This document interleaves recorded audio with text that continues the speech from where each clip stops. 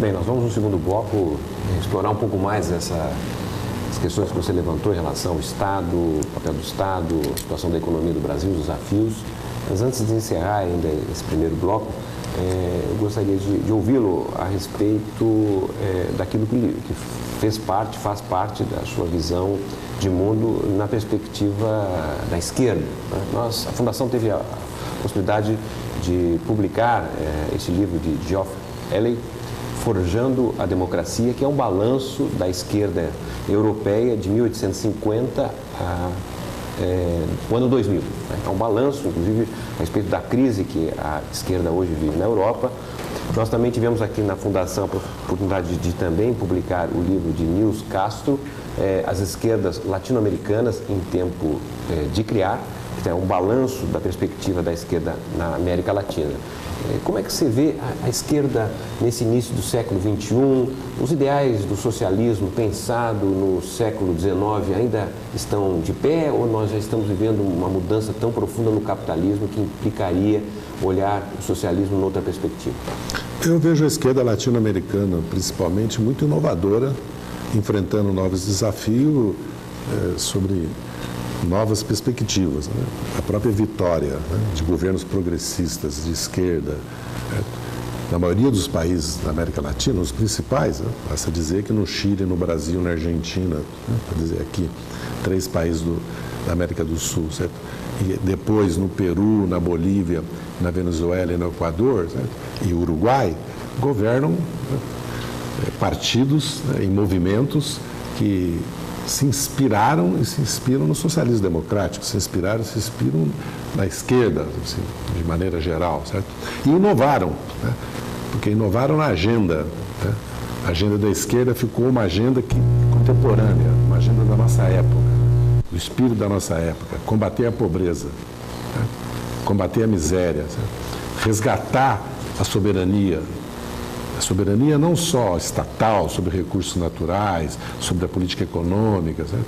Sobre a política monetária, sobre o controle, certo, dos capitais financeiros, mas resgatar também a soberania e o Estado sobre a cultura, sobre a educação, sobre o lazer, sobre a autoestima, sobre a nação, certo? Sobre o conceito de nação num conceito moderno de nação, porque a nação se integrando na América do Sul, se integrando na América Latina, procurando ter voz e presença no mundo. Então, as esquerdas, e venceu todas as eleições enfrentando o poder econômico, enfrentando muitas vezes o monopólio da informação e da comunicação, partidos de direita que eram herdeiros da ditadura, certo? Enfrentando variantes social-democratas, quer dizer, num espectro político, numa disputa político-democrática, né? Com muitas contradições, com muitos desafios, com erros e acertos, evidente, mas o balanço é muito positivo na América Latina e na América do Sul, particularmente. Há um avanço, e um avanço do debate político também sobre o papel do Estado, sobre o mercado, sobre o caráter e o papel das empresas, certo? Sobre a cidadania, sobre como abrir, certo? E expandir a democracia, para uma democracia participativa, consultiva, não? E como entender, certo, as revoluções que estão acontecendo culturais e nas comunicações, né? As redes sociais, como entender também as novas demandas, né, que as manifestações têm trazido em vários países, não só no Brasil, como no Chile, na Colômbia, no Peru, no próprio México. Nós temos, não só, isso não aconteceu só na Europa, certo? Já o cenário da Europa não é muito alentador, né? Nós podemos dizer que a esquerda europeia ainda não conseguiu encontrar um caminho, não conseguiu se recriar, não conseguiu se reciclar, certo? Não só, vamos dizer assim, da domesticação da social-democracia, né, que foi cada vez virando uma social-democracia de direita, para usar um termo, para fazer uma caricatura, né? Apesar dos movimentos de juventude que surgiram, de contestação, também através das redes, né, do Ocupa-se, os indignados, que é importantíssimo, os movimentos extraparlamentares, né? Os movimentos que questionavam a própria atuação dos partidos de esquerda e dos sindicatos. Também há que se destacar uma presença muito forte dos sindicatos, né? E dos partidos nas mobilizações, pelo menos em Portugal, em um país como Portugal, com um país como a Grécia, né? Onde a presença é muito grande, né?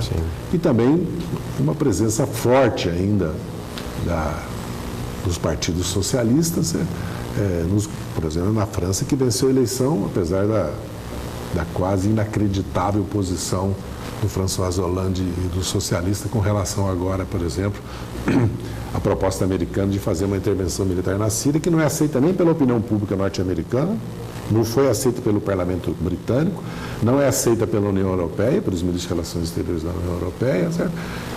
E pode não ser aceita nem pelo Congresso norte-americano, né? Mas, de maneira surpreendente, a França, que de certa maneira é o berço, né, de uma política externa independente dos Estados Unidos, porque vamos lembrar a tradição golista, né? Sempre foi por isso que a França tem um guarda-chuva nuclear, né? E a pressão que foi feita para a França não ter esse guarda-chuva nuclear, vamos lembrar disso, foi enorme, né? Entre a década de 50 e 60. No entanto, hoje a França aparece como a principal sócia de uma política suicida, de uma política que não vai levar a nada, que já está mais ou menos evidente, que com a experiência do Afeganistão, do Iraque, da Líbia. Aliás, se nós fizermos um balanço da Primavera Árabe, o balanço é bastante trágico, né? Aonde não houve revoluções, os países estão sob a guarda pretoriana da Arábia Saudita e do Catar, com intervenção norte-americana, né? Como o Iêmen e Bahrein, né? A revolução no Egito virou uma ditadura militar, né? Os militares controlam não só a economia do país, como voltaram a controlar a política. Mubarak está agora em prisão domiciliar, você daqui a pouco está inocentado em liberdade no caminhar das coisas no Egito.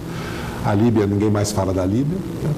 No Marrocos, nós tivemos um simulacro, né, de democracia, né? Infelizmente, a Tunísia caminha também para uma situação de impasse, né? Então, o balanço não é bom, né? Se nós olharmos por outro lado da América Latina, nós vamos ver que o nosso balanço, e de certa maneira a África vai se movimentando, vai saindo também de uma situação que vivia há 10, 15 anos atrás, né? Porque o próprio desenvolvimento da própria América Latina e o papel da China e da Ásia, certo? Há uma nova situação na África também, porque a África deixa de ser, certo, um espaço geopolítico europeu e norte-americano, certo? Então a África tem novas oportunidades, os governos africanos têm novas oportunidades de desenvolver seus países em democracia com desenvolvimento social, não só com crescimento econômico e enriquecimento das elites, certo? Porque a África é hoje um espaço, né, que o mundo tem para o desenvolvimento também na busca de matérias-primas, na busca de petróleo, na busca de alimentos, que pode, né, se a África e seus governos souberem e conseguirem fazer essas associações, aproveitar desse momento histórico, ter um desenvolvimento também em outro patamar democrático e social, tá? Então eu vejo o mundo com otimismo, apesar das nuvens que nós vemos no mundo carregadas com relação ao militarismo, à guerra, o domínio do capital financeiro, as crises que foram produzidas em 2008 e 2009 e hoje a Europa vive. Eu acho que há, e por isso que foi tão importante a palavra e a presença do presidente Lula no mundo, exigindo a reforma das instituições internacionais, da ONU, do FMI, do BIRD, o avanço da OMC para um acordo comercial real, que acabasse com o protecionismo, né? E a sua oposição sempre ao intervencionismo militar, ao militarismo. Quer dizer, o Lula teve e tem ainda uma liderança no mundo e um papel. Muito bem, nós estamos aqui dando prosseguimento à nossa entrevista com o ex-ministro José Dirceu. Essa é a segunda entrevista de uma série que a Fundação Perseu Abramo, através desta comunicação da TV FPA, está oportunizando. Quero convidar todos os que nos acompanham a também enviarem questões e considerações, caso desejam, para o nosso sítio www.fpabramo.org.br. Essa é uma série de entrevistas que nós iniciamos, a segunda, e vamos ter já na próxima semana também um debate com o tema da educação, tendo o professor Reginaldo Moraes para ajudar, né, no melhor entendimento acerca dos desafios da educação brasileira. E aqui nós damos continuidade, então, a essa entrevista e vamos entrar justamente na questão do Brasil do Brasil atual, nossos desafios, um olhar sobre o futuro, a Fundação Perseu Abramo teve a oportunidade de publicar uma série de livros, de estudos que retratam com precisão, né, um diagnóstico profundo sobre as transformações que o Brasil passou a viver nesses últimos 10 para 11 anos. Né. É certamente um momento singular na nossa história em que o Brasil, depois de muito tempo, conseguiu combinar a democracia com o crescimento econômico e com a distribuição da renda, o que gerou justamente um país ainda com desigualdades profundas, mas bem menores daquela que nós tínhamos na virada para o século XXI. Vamos lembrar que nós já tivemos períodos em que o Brasil até cresceu muito mais do que no período atual, por exemplo, nos anos 60, nos anos 70, o chamado milagre econômico, falsamente um milagre, mas de toda maneira um país que crescia ao redor de 10% ao ano, mas que sem a democracia significou justamente a ausência de liberdades, a possibilidade de redistribuir os recursos gerados. E com isso nós forjamos um país de profunda desigualdade. Basta dizer que em 1980 o Brasil era a 8ª economia do mundo, mas tinha praticamente a cada 2 brasileiros, um vivendo na condição de pobreza, ou seja, alguém vivendo nos dias de hoje, R$2 por dia, o que é, evidentemente, um recurso insignificante. E também tivemos nos anos 80 e nos anos 90 a volta do regime democrático. No entanto, essa democracia não foi compartilhada com o crescimento econômico. O Brasil viveu uma série de situações de regressão econômica e social e, portanto, só a democracia, sem o crescimento, sem a luta social, é difícil fazer com que o Brasil se transforme de forma muito profunda. Então, sobre essa questão que estamos vivendo hoje, né? Obviamente, muito longe ainda do Brasil que você sonha, que nós, no Partido dos Trabalhadores, sonhamos também. Você entende que aquelas reformas de base do início dos anos 60 se mantêm atuais ainda, ou o Brasil já superou etapas, estaria diante de questões e de reformas de novo tipo para um Brasil desse início do século XXI? Eu acredito que algumas daquelas questões continuam sendo colocadas. Bastaria a questão urbana. Era bom colocar um pouco que eram aquelas reformas, porque possivelmente quem nos acompanha... Quando eu cheguei em São Paulo em 61, com 14 anos de idade, para trabalhar como office boy, né? Eu ainda assisti a renúncia do Jânio Quadros. Meu pai era janista, chegou até a chorar. Olha Você só. viu que já era um homem que já tinha 51 anos de idade, porque ele nasceu em 1910, né? O janismo foi uma opção que a direita conseguiu. Conseguiu ganhar a eleição dele e praticamente elegeu o presidente, e ele renunciou, né? E aí veio a tentativa dos militares, né? A mesma que tentou derrubar o Getúlio, com a teoria da maioria absoluta em 50, que levou ele ao suicídio, que tentou impedir a posse do Juscelino, depois tentou derrubar o Juscelino com as revoltas de Aragarças, né? Exato. 2 revoltas no norte do país, né? Em Jacarecanga, né? 2 reformas em base aéreas, né? 2 revoltas. Tenta impedir a posse de Jango e vem a campanha da legalidade, vem a reação popular, né? Nacional. E nós conseguimos impulsar o Jango, mas no parlamentarismo. Sim. E ele defende as reformas de base, né? A reforma agrária, né? A reforma urbana, reforma bancária financeira, uma série de reforma educacional, uma série de reformas no país que eram fundamentais para o Brasil avançar, e hoje nós vemos como elas fizeram falta para o Brasil depois, principalmente a reforma agrária, por exemplo, a tributária, a reforma urbana. Hoje está muito presente essa questão da reforma urbana, por causa do acesso à terra para a habitação, né, para os equipamentos sociais, e também por causa da mobilidade urbana, né? É uma questão e que envolve a questão tributária, dos impostos progressivos como o IPTU e também da taxação do uso, certo? Do espaço urbano. Porque se nós não aumentamos a taxação, certo? Sobre aqueles que usam o automóvel, por exemplo, sobre a gasolina, como é que nós vamos financiar o transporte e a mobilidade urbana, né? Talvez, como já defende alguns especialistas, algumas organizações não governamentais, certo? Nós precisamos de uma CID municipal, né? Que é o imposto cobrado, né? Sobre os combustíveis, que antes se utilizava, certo? Ou como uma reserva para impedir o aumento, certo? Do preço dos combustíveis, ou para investimentos na infraestrutura de transporte e no meio ambiente, né? caso também dos efeitos do transporte no meio ambiente. Então, a questão urbana está muito presente. A reforma tributária, nós não podemos continuar com uma estrutura do ICMS tão irracional, cara, que permite a guerra fiscal, que agrava o desequilíbrio da federação, que é um problema grave para o país, o desequilíbrio da federação, né? E também com uma estrutura tributária que não é justa socialmente nem do ponto de vista federativo. Porque quem ganha menos paga mais no Brasil e quem ganha mais paga menos. Quer dizer, os impostos são regressivos, né? Não são progressivos e são socialmente injustos.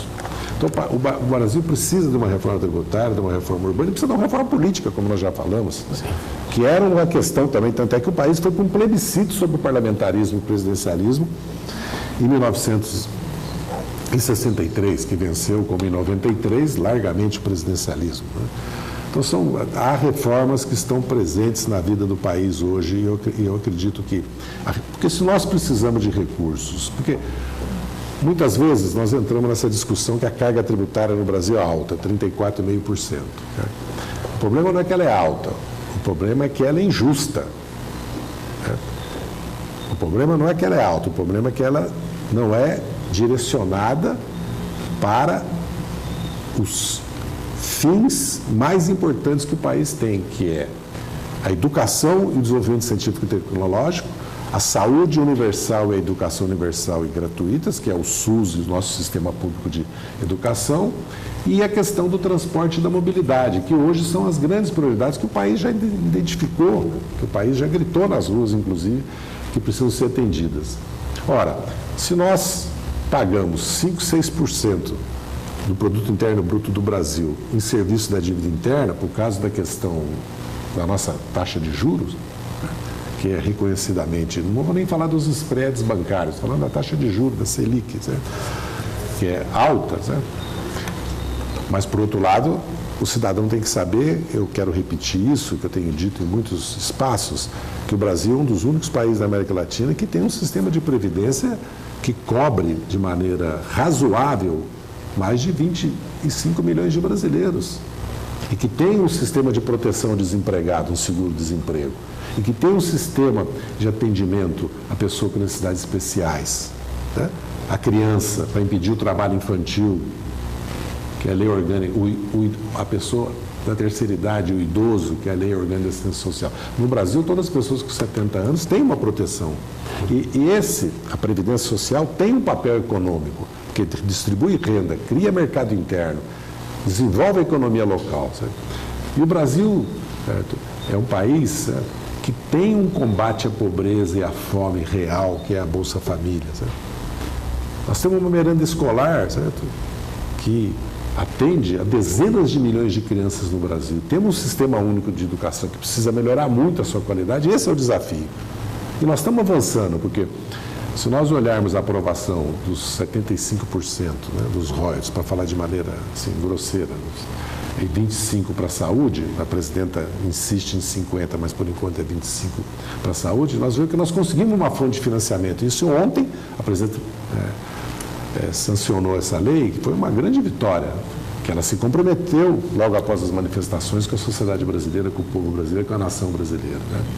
Então, eu acredito que essas reformas, particularmente a reforma do Estado, que seria a reforma política, certo?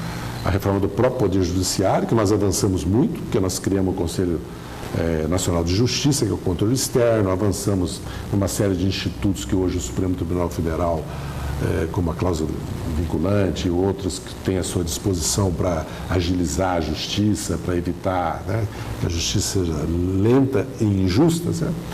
Nós precisamos de uma reforma, certo? Da gestão pública também. Nós avançamos muito nesses últimos 10 anos na gestão pública, no planejamento, na direção, na assessoria, na gestão, no controle, em órgãos de controle. O Brasil não tinha uma Controladoria Geral da República, o Ministério Público Federal e a Polícia Federal não tinham os papéis que tem hoje. O Tribunal de Contas da União não tinha o papel que tem hoje e os do Estado não têm. São simulacros de tribunais de conta e basta ver o de São Paulo. Basta ver o de São Paulo, certo? Então, acredito que as reformas que o país precisa, elas estão na hora do dia. E depende muito do Congresso Nacional e depende de nós, de cada eleitor, de cada cidadão, porque nós é que votamos e escolhemos o Congresso Nacional. Se o Congresso Nacional não faz a reforma política, O mais correto é o caminho que a presidenta propôs, que é um plebiscito. E as pesquisas mostram que a cidadania quer esse plebiscito, apoia esse plebiscito e quer a reforma política. Ao contrário do que muitos dizem, que não estava no grito das ruas a questão da reforma política. Estava e está hoje na consciência e no desejo da maioria dos brasileiros. Muito bem. Dentro dessa expectativa que você apresentou em relação ao tema das reformas, nós, evidentemente, olhando a história brasileira, nós vamos encontrar que elas fazem parte daqueles que lutam e vêm lutando há muito tempo pelas transformações no Brasil. Elementos como a questão social aqui apresentada, por exemplo, fez parte, inclusive, do programa de campanha de Rui Barbosa, né, dos principais expoentes da luta pela abolição da escravatura no final do século XIX, pela construção da República, a questão social como um tema que a direita, representada por Washington Luiz, identificava que só poderia ser tratada como um caso de polícia, não é? O rompimento com esta forma de ver o Brasil e as inovações que representam a partir da Revolução de 30 vão sendo constituídas e fazem, de certa maneira, um programa de reformas que muito difícil de ser implementado, mas percorre a luta daqueles que querem um Brasil mais justo, mais democrático, um Brasil que tem que crescer a sua economia com distribuição de renda, como estamos vendo agora. O Brasil precisa de reformas. Esse é o campo, digamos, da esquerda, que vem sendo implementado, faz parte da agenda das políticas do governo federal, iniciado com Lula e agora com a presidenta Dilma. Na sua avaliação, qual é o espaço que a direita e a nova direita possuem para fazer esse enfrentamento? É o velho enfrentamento do liberalismo, de Godin, por exemplo, dos anos 50, contra a indústria nacional, não é, por exemplo? Será a defesa que fez o governo do Fernando Henrique, da liberalização do país, a entrada do capital estrangeiro, a destruição da indústria, como representou os anos 90? Qual é a pauta que você imagina que a esquerda precisa estar preparada para enfrentar a advinda justamente da direita, dessa nova direita?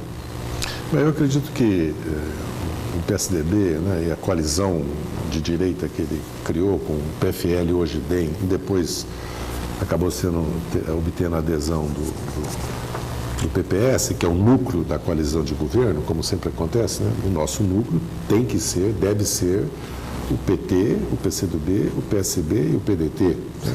O núcleo, né? Que é uma coalizão de centro-esquerda. As coalizões não podem ser dirigidas pelas forças que são mais conservadoras.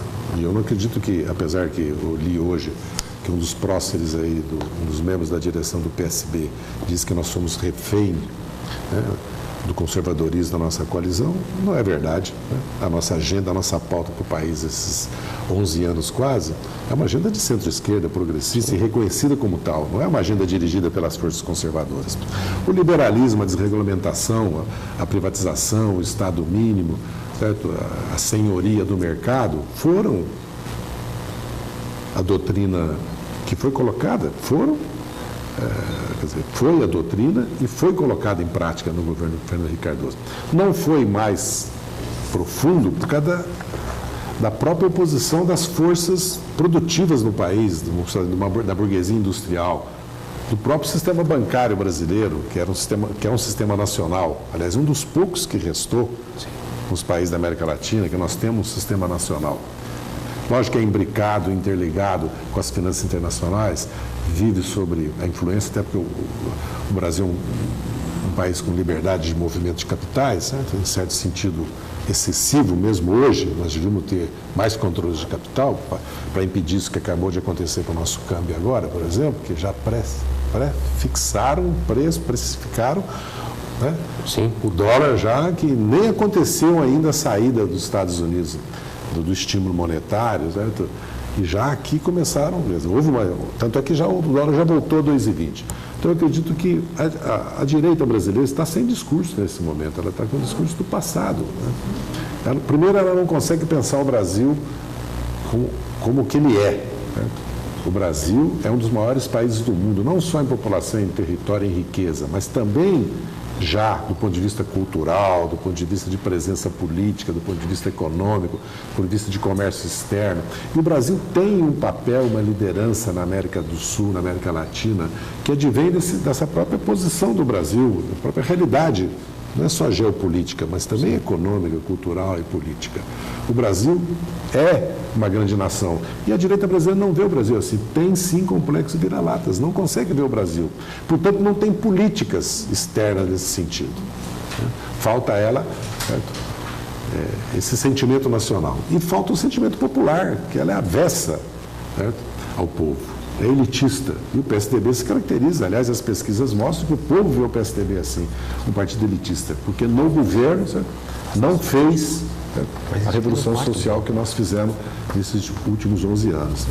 Mas o problema é que isso não basta hoje, né? Porque os desafios são outros para nós também, né? Nós cumprimos uma etapa nesses 3 governos. Agora, acontece que o mundo hoje exige de nós, certo, medidas, vou dar 2 exemplos.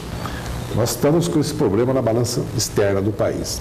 As importações aumentaram, até porque a nossa moeda foi valorizada estruturalmente lá atrás. As exportações caíram porque o mundo compra menos, não só por causa da desaceleração da China, mas por causa da recessão europeia, do pouco crescimento americano. Mas nós não temos um ex-bank, nós não temos um departamento de comércio como os Estados Unidos têm. Certo? E a integração sul-americana, de certa maneira, está estagnada. Ela vive um impasse. Mas o principal mercado nosso para exportar tecnologia, capitais e serviços é a América do Sul. Eu sempre dou o exemplo que o Peru, a Colômbia e a Venezuela, esses 3 países, eles representam 100 milhões de habitantes e um PIB superior ao do México. A Colômbia já tem um PIB e uma população superior da Argentina. Então, a expansão do Mercosul, certo? E uma integração entre o que é que são as nações andinas e o Mercosul, que já é real por causa da integração da Venezuela e provável amanhã do Peru e do Equador, certo? E mesmo da Colômbia, é um espaço, certo, que nós temos que priorizar. Então, esse desafio externo, certo, o Brasil precisa avançar. Nem o Banco do Sul avançou, nem o Mercosul e nem um ex-bank, nem um departamento de comércio exterior mesmo, como tem os Estados Unidos. O Brasil precisa, como o presidente Lula fez com a sua política externa, certo? Estender, né, a sua influência política e comercial, certo? E buscar parceiros no mundo com projetos de desenvolvimento associado, como nós precisamos fazer aqui com o Paraguai e com a Bolívia, que são as nações mais pobres da América do Sul. Então esse é um desafio. O segundo desafio é da indústria, que é o desafio científico e tecnológico da inovação. Nós precisamos fazer a revolução científica e tecnológica que a Coreia e a China, no passado, fizeram, que nós não fizemos. Nós avançamos muito, temos uma base tecnológica que é superior, inclusive, quando esses países saíram do estágio inicial. O Brasil, basta ver as universidades brasileiras. Mas a empresa e a universidade no Brasil ainda não chegaram numa política comum, articulada, integrada, certo? E o papel do Estado no desenvolvimento científico e tecnológico tem que ser predominante, como é nos Estados Unidos, como continua sendo nos Estados Unidos o principal alavancador, incentivador do desenvolvimento científico e tecnológico é o Estado. E o xisto agora é uma prova disso. Né? Então o Brasil precisa fazer uma revolução científica e tecnológica que diz respeito a uma evolução educacional. Talvez se fosse perguntar qual é a agenda mais importante do Brasil nos próximos 10 anos, é a educação e a cultura, é o acesso à informação, é a banda larga, certo? Se o país não avançar nessa... Porque para equacionar a questão industrial nossa, nós temos que pensar ela integrada na América do Sul, começando pela Argentina, né? Não só a nossa base industrial. E nós vamos ter que fazer opções sobre a nossa futura indústria também, né? Mas isso envolve defesa comercial e câmbio, porque os liberais, eles não aceitam o papel do Estado, dos bancos públicos, do crédito, certo? O papel do tesouro. Quando os Estados Unidos faz o que quer com relação a isso, o Japão acabou de fazer um programa de estímulos financeiros, aliás, um programa que pede um pouco de inflação. Não estou dizendo que o Brasil deva fazê-lo, porque a situação do Japão não tem nada a ver com a brasileira, para não dizerem depois que eu disse. Não estou dizendo isso. Né? Mas é evidente que está certo a nossa política de defesa comercial, a nossa política de anticíclica, a nossa política do papel dos bancos públicos e a nossa política do novo papel do Estado. Porque o que nós precisamos no Brasil é o Estado que o Brasil já teve no passado. E tem ilhas de excelência que mostram que Estado é esse, né? Aliás, o Banco Central é uma delas, né? Ou o Tesouro, ou o BNDES, ou o Ministério Público Federal, ou as Forças Armadas, independente da captura de muitas dessas instituições por forças, né, políticas de direita ou de esquerda, a realidade é que nós precisamos de um Estado que, aquilo que eu falei, que faça planejamento, que não tinha nada quando nós chegamos no governo, Márcio. Não existia planejamento desses projetos nos ministérios nesse país, né? Que faça direção, assessoria e controle, né, da execução. Que nós temos que remontar praticamente esse Estado brasileiro. Nos 10 anos do Lula, nós avançamos muito nos planos de carreira, no padrão, tanto é que hoje centenas de milhares de jovens todos os meses estão correndo para estudar, para prestar concurso, para ser servidor público federal, porque o salário, a carreira, certo? E o estímulo, certo? Para a formação, inclusive, profissional, intelectual, é grande. Certo? Então, reconstituir o Estado brasileiro, enfrentar o problema da ciência, tecnologia e da educação, certo? Enfrentar o problema do mundo, da integração na América do Sul, em primeiro lugar, certo? E de uma política externa, certo? Que vai trazer a questão do poder militar, certo? Defensivo, conforme a doutrina de segurança de defesa nacional, que foi aprovado, estratégica do que o país aprovou recentemente, certo? O Brasil precisa ter. Porque o que nós estamos assistindo na espionagem norte-americana agora no país, mostra as ameaças que nós vamos enfrentar. Espionagem industrial, comercial, econômica, não só política, não só diplomática. Que a presidenta, aliás, deixou claro isso hoje, no pronunciamento dela, né, nas entrevistas que tem dado. Então, eu acredito que eu não vejo o que a direita apresenta para o país. Nós olhamos a Casa das Garças, os pronunciamentos do Edmar Baixa, certo? Propõe uma aliança entre o capital financeiro e produtivo, para uma desvalorização cambial, mas para uma abertura do país, certo? Que nós já sabemos quais são os resultados dela. E corte de investimentos, né? Corte de gastos, né? Redução de impostos. Ora, mas quem financia os programas sociais? O mercado vai financiar os programas sociais. Com a medicina de seguro-saúde que nós estamos vendo no mercado, com as escolas de educação particular, privada. Quer dizer, nós sabemos que 180 milhões de brasileiros dependem do SUS, né? E nós sabemos que a imensa maioria dos brasileiros depende do sistema público gratuito de saúde, de educação, que, aliás, existe no Brasil e vai melhorar cada vez mais. Basta ver o salto que nós demos no ensino médio, né, chamado segundo grau, com o Pronatec, com as escolas técnicas, né? E com a associação com as empresas privadas, com o Sistema S, como nós podemos formar. E daqui a alguns anos nós vamos ver o efeito já positivo, extraordinário, desse esforço que nós estamos fazendo na educação técnico-profissional agora, com o Sistema S, com o Pronatec, com as escolas técnicas, porque também no chão das fábricas, das empresas, certo? E milhões de brasileiros, principalmente de mulheres, né, cidadãs brasileiras, optaram por estudar nos últimos anos, estão estudando. Isso vai trazer um aumento de produtividade do país, né, como trouxe a internet, como trouxe o celular, né, o avanço das telecomunicações, o avanço que nós estamos tendo na informação, na cultura, na educação no Brasil, porque não é verdade que nós não estamos tendo. Porque, lógico, se nós queremos mostrar mazelas do Brasil, problemas no sistema de saúde e educação, que, aliás, deve ser mostrada, certo? Nós podemos mostrar porque existe, tem as desigualdades, a pobreza, tudo existe no nosso país. Mas não reconhecer os avanços, certo? Eu não sei a quem ajuda isso. Ao Brasil e ao povo brasileiro, seguramente não. E essa mentira, ela não prevalece, porque a realidade se impõe.